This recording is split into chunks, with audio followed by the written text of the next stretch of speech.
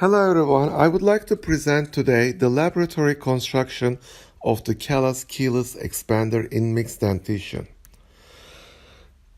You should take the impression of the upper jaw with the molar band seated, and you take the impression and pour the model. On the cast model, you draw two lines, and first line is passing through the center of mid-palatal suture, and the second line is passing through the midpoint of the deciduous second molars. And the height of the screw should be also adjusted. And how can you do that? Basically, it should be 5 millimeters higher than the gingival margins of the deciduous second molars, as it's indicated with the white arrows. And in this slide, you see very clearly that the extension wires, which are made from 1 millimeter in diameter, were banded, and it goes from the first molars to the first deciduous molars and sits as like the occlusal rests on the first deciduous molars. Here it shows the orientation sagittally where the screw should be oriented.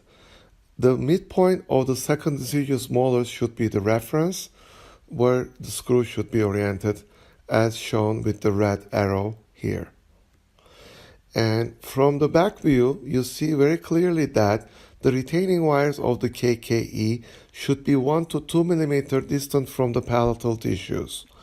And KKE should be positioned 5 millimeters higher from the gingival margins, as I said in my previous slide, the second deciduous molars. And it should be oriented, as shown with the red arrow again, parallel to the occlusal plane. This is right after the soldering of the retaining wires and the extension wires goes to the deciduous molars.